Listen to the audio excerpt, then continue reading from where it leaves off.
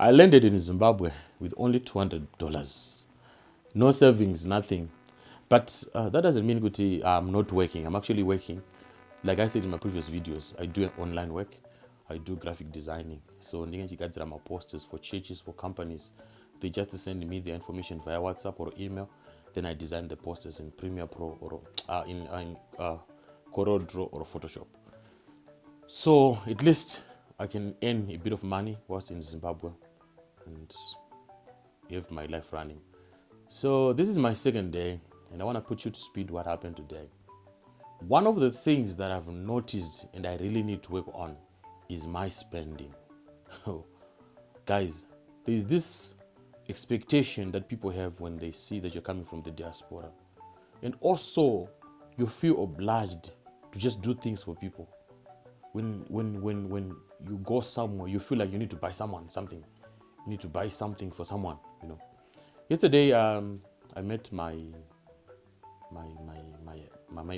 guru, you know, and I wanted to say this in my first video, which is one thing. Chakandibowa, when I landed, I was at the airport coming from Durban, coming from Johannesburg, my flight from Joburg to Harare. I bought my Nivea lotion, the 400ml bottle. So I forgot to put it in the bag. And I had to put it in my satchel. So per satchel, then they checked and said there's something. You don't have to, even more than 100 ml, even if it's perfume, lotion, or mineral water. Another guy had 500 ml of water. You know, to set up airport, they actually throw it in the bin. Guys, imagine. And there's someone waiting for mafuta iwayo futi kunoko. So it's a day you need to buy me what you promised me. So we're talking of 200. The first day yakaenda mari. Yesterday. The second day. We're talking of takutanga tobudisa mari, $4, $5 mafuta. And I had a few suits and jacket that I had taken from Durban, and I don't know what watches I could. So I had to go to the dry cleaner, left $17 for dry cleaning. This, mind you, is coming from the $200. It took to subtractor. I think Pancheta video Mangwana actually do the subtraction and tell you after 3 days how much have I used so far. And also this thing and this issue of saying when you meet old friends, you think of buying 2-liter drinks, my pet, or you go buy to my board or to my drink, $1 for $4, and my to my cake or those long cream donuts. And when you go to buy, they all look at you and say, then you have to pay. And the other thing that's so taxing is the issue of transport. But first, when I planned to come to Zimbabwe, I thought of I'll bring my car so that moving around will be a bit easy for me. But man, oh man, I remember Mokseni, I had to wait for more than 30 minutes. Actually, Kuvakumba, you have to walk a distance. Wasukofamba futi wasukonomira pa bus stop. Ndivandazokwira that small car. Muzatringa kuti mimagara muri 4. And there's no space, and I was holding my bag and my camera and your laptop. Yeah, you feel something, you feel humiliated. I'm telling you, when you're used to driving your own car, these are the things that I want you to know since you want to plan on relocating. There's a life that you're used to that you need to do away with. When I want to go buy shop bread, I make sure I get into my car, I go. I don't remember the last time I was used public transport. Now you need to adjust. That is if you're not bringing your own car, or if you don't have the money, you buy your car. So the Pinam transport, and then you try also to hide. Like in my case, you need to try to hide your face, because the moment you know this person has identified me, oh, this is that pastor on part of Facebook. So that popularity also that becomes a problem. It kills you because you wanna hide it. This is the guy who motivates us, who preaches for us on Facebook. Now look at him. What's happening? You need to face that. When you're coming from the UK, from Canada, from the States, Pauchashwika, Kunokuma village, Kunoku Zimbabwe, you will live a life of that is normal. You should be comfortable. That's the change. That's the dynamics that's taking place. So I was going to see a friend, and I thank God, this is one thing that zvinonetsa. There are a lot of people who promised me, ukangouya chete, hey, if you come to Zimbabwe, we're going to support you, whatever you want to do, your hustles, you want to do your videos, you want to do this, we'll connect you with people that matter in the industry. Never ever put your hope in the promise that people will give you. Otherwise, stress. Most of the people that promised to be there for me when I come, I haven't met them. Talk to me, I'm day number 3, day number 4. And number 1. Because what I do is, when you get Mujimbo, sometimes you just want to send message per WhatsApp. Guys, I'm in your seat in Rumguta menu. What's up? What's happening? So I've already done that. And what's left is for the guys that have sent messages to also say, where are you? And one question that when you tell people in Ndauya, people will ask you, that's when are you going back? So usually, like in this case, and I told myself, I'll never let people know when I'm going back. I just said, I'm still around. I'm not sure, I'm still around. Then that one said, I heard you're around. If you could just go for a lunch and stuff. They said, when are you going back? Then I said, no, I'm still around. He said, by the end of the weekend. Then I said, probably I'll still be there. But if it's something that you're planning for me, do it quick. Otherwise, you never know. I might be going back anytime soon. So people want to know the day you want to go back. If you say I'm going back after 3 months, which means for the next 2 months, they will be quiet. They are waiting for the 3rd month, the last day when you're going back. Because I knew you were going my days, and why plan things for me? My days are good. Why not plan now? I need the welcome, not the goodbye. So plan. So all I'm saying is, when you come back, people will promise you, but this is reality, and I'm gonna be a test. People will promise you, but they will never fulfill. Munhu anodya sauti anopfeka chikabudura anokupimbisa zvinhu zvaasingazombozadzise ende unoita stress. So I encourage you kuti know kuti you are alone in this journey. You could relocate to Zimbabwe, you are alone. It's just you and your wife and your kids, nobody else. Don't depend on anyone's finances, anyone's whatever. But thank God, among us the 100, there's always one person who will be like, I'm there for you. And that's where I am shooting this video. Where my mom is, where I'm staying, there's no electricity. Our solar is very small. It can only power the TV and the decoder, charge phones, and maybe put some lights when in the evening. But usually they actually switch off the small lights that we put, and they just power the TV, charge their phones. I can't power my laptop. I don't know why. The moment I plug my laptop, because I have a big charger, it starts tripping. Guys, I'm back. Just a phone that was ringing. It's okay. What was I saying? So the guy promised me and said, Pastor, you are coming. I'm going to help you through the journey. You're going to be doing videos. Come to my place. Just edit your videos. I have good Wi-Fi. You upload your videos. Then, like I said, per 100, there's always going to be one person who will just stick by his word. And as a pastor, I have a lot of friends and connections, I'm telling you. But sometimes there is a journey that you feel you want to walk, and all those who are in your circle, and some of my friends, some of my colleagues are actually watching this video. And what they will do is they will be quiet, they won't comment, they will watch, they will see my Facebook posts. When I go back to Durban, or after 6 months, they will say, we're seeing, we see what you'll be doing. So there are those people who won't help you in the journey. They'll just be sitting on terrace watching you do what you do, probably thinking kuti kana zvakuomera uchavatsvaga for help, or vachingoona kukunda kwako or kukundikana kwako variko ikoko. So zvizive izvozvo kuti kune vanhu vachamira newe, unogona kuzowana wana akumira newe waunofanira kuzongobatisisa, that treasure that. So I'm creating this video, and so the lessons for today that I've learned: make sure if you have got money, you know what you're going to spend, and stick to that budget. You have a budget that is strict. If you can't avoid impulse buying, make sure you leave all the money at home. If you got Buddha Pamba on $50, I'm telling you, not going to $20. That $30 which you Buddha Mumba, I don't shanda, but it will definitely find its way out of your pocket somehow. So make sure you've got a stricter budget. Be focused. And I also want to thank Uti, since I'm doing my online work, I've taken this opportunity in the morning. Pandangoburuka motikari, I to first rush and do some work. Then I made about $40. So I'm gonna be putting the calculations, the spending, and also the income that's coming. $40 is not bad in a day, because of my online work. So I'm gonna be documenting this. I'm gonna be sharing you with this. Can $200 sustain me?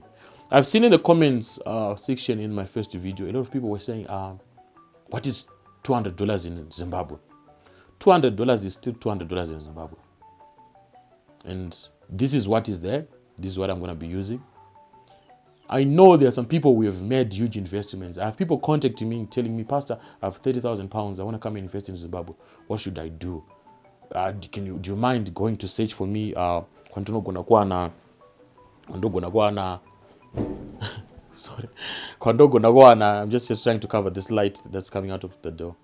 Stand yakanaka iri legit. Can you do this for me? I've saved 20,000 pounds. I have 10,000 pounds. That's good. In this life, in this journey, in this challenge that I'm doing, 30-day challenge, in preparation for my relocation, as I said, I'm putting one foot in Zim, one foot is in South Africa. There is no need for competition. There is no need for competition. I'm not competing with anyone. There are some people who are coming to an already fully built, fully finished house. I'm coming to nothing. I'm coming to start afresh. Why am I coming with nothing? Because you guys told us, as on 15 years of diaspora, come back home. The home is the best. Come and start with nothing, you grow. I want to see the opportunity that you've been telling us with Ariko. I've started chicken rearing. This also, I have 100 chickens. That's fine. I'm doing my business, graphic media business. That's fine. What else is on the ground in Zimbabwe? I want to find out in the next 30 days. Where are the connections? Who should I connect to? Who should I talk to? If you're watching this video and you feel you need to connect me to someone, give me their number. It's in the comment section. Just contact me. Go to my Facebook. Go to Inshirume. Send me a message in the DM. Timboona, is it doable? Is it the relocation doable? Is it possible to adapt? Is it possible to adjust? Or is it just a myth? I've seen videos. I talked to Miss V, gave her a call yesterday, who came from South Africa with just a suitcase and nothing. She's doing Jaganaka. She has started well. She has built something. I'm going to be seeing her, I think in tomorrow or the day after tomorrow. We talked already and I'm going to be there so that she can tell me how she managed to do it. Because I also want to do it. And I know you, when you're watching from the diaspora, you're telling me you're in Ireland, you're telling me in the States. The honest truth is, if you don't own anything, you don't feel a sense of belonging. If you continue to rent, you feel like you're a passerby, not someone who stays. So I want that peace that comes with owning something that belongs to me. I want that peace that comes with saying, I identify with the place that I'm in. The system, like I always say, is a way of reminding me that I'm a foreigner and I'm in a foreign country. Me swap a roadblock, tipo ID yako. Oh, Chirume, where are you from? South Africa, Zimbabwe. Oh, okay, passport, Irukupi, where's your passport? The system continuously reminds us every day that we are foreigners. We don't belong here. And I don't want that anymore. I want the peace. I know in the UK, you tell me the banks will call you to give you a mortgage. We have 30,000. Do you want this 30,000? You will pay after this long. You get the 30,000, you're enjoying now, you're buying a new car, you're going to Africa on a vacation, we to far out in come over UK. But that's on credit. You go back, you have 10 years to pay that mortgage, and there are a lot of interest. There's an iPhone 17 Pro that has just come out. The phone company will call you because of your credit score. It's good. Can you give you this iPhone 17 Pro? You already have an iPhone 16 that is working nicely. You are upgrading. You simply drown in debt. You don't own anything. The German car that you're driving, you're spending 5 years buying it, paying for it. It doesn't belong to you, it belongs to the bank. But when you come to Zimbabwe, currently we are using a Toyota. You know the person owns the car. It doesn't belong to the bank. When you are living in a one room, you know the house is mine. You're just paying rent house. You're just paying rents, but you know it is yours. There's no mortgage, there's nothing. I know in Zim, mortgages are being reintroduced. There are companies that introduced that. But I'm telling you, there's this peace, there's this calmness, And I'm not moving or relocating because I'm struggling in South Africa. I have to emphasize that. I have everything that I need when I'm in South Africa. I have a very nice car. I live in a very nice apartment. My kids sleep in their own house. I have everything. I have unlimited Wi-Fi. I have electricity. I have everything that I need. I eat what I eat when I want. But there's that feeling that makes me feel like I'm disconnected to my roots. And I believe relocation comes in more like a calling, whereby I'm being called to come back to the roots, to connect with the land. And there's that joy and there's that emptiness that continues to creep in, that continues to dwell in me as long as I haven't done that relocation. If you are like me and you're feeling that calling, why are you resisting that calling? What's stopping you? There are challenges, there are problems, and I'm going to be facing them for 35 days. And I'm going to be sharing them with you, sharing that journey with you. And the obstacles, the successes I'll be sharing with you. So that if you relate with my story, then probably it can encourage you to come back home after 15, 20 years in the diaspora and start afresh. I wish all the property that I have in South Africa, I had that property here in Zimbabwe. Kunguti masofa angu ari South Africa, my tables, my kitchen chairs, my TVs, my bed. That's why you hear almost everyone who's relocating to South Africa. Mattress yangu. Yes, there are nice mattresses. You can choose what in a 10-year, 20-year guarantee mattress. We feel good we have things, but they are not in our country. And the fact that we have things, but we don't own anything. So, this is day number 2. I'll try by all means to share with you per day number 3 how much I spent, how much I've earned, how much I've worked for. So the plans for tomorrow are going to be exciting. And I promise you, I have something lined up of a few people that I'm going to be meeting. And I'll also be showing you where I'll be working from. If you have any questions, anything. And one also thing that I'm thinking is, you're in the UK, you want to send me to go and see your house, to probably see the builders, how they are doing there. That my survival in Zimbabwe can be a bit easy. If you have a project that you're running from the UK, be it a poultry project, a pig project, send me, I'll go. I'll just board that bus, go there, document it for you, not for public consumption, but I'll document it for you. Then at least I get something to survive. I'm just trying to find my footing. I'm just building the foundation, and I know it's doable. Where there's a will, they say there's always a way. And with your support, guys, the comments have been very, very positive. I really do appreciate, and keep on keeping on the support. So my chickens are going to be coming out, I think, around mid-June. Because of the cold, I've lost 6 now, and I don't have resources to just put the heaters, the gas, whatever. We're trying our best. This is their 2nd week. I hope. Excuse me, guys, this is the cold. I hope this week dzikakwanisa kupfuura this week dzinenge dzasara dzatorarama dzinobva dzararama. I just hope dzinenge dzararama. I've already received an order 20 chickens, so which means I still have 74 chickens. You can order those chickens, buy for your kids. I know there are some people who are watching who are also in Harare. You can buy those chickens. We will try to give them delivered. Or unongoya uchitoramba kwedu. Rangu zita ndonzi Godwin Shirume. This is my story, and I'm sticking to it, and I hope you're inspired. Let's meet again tomorrow as I give you an update on day number 3. I just landed in Zimbabwe with $200. Will I make it for 30 days? The obstacles, the challenges, the success story, I'll be sharing it with you. Have a blessed day. Peace.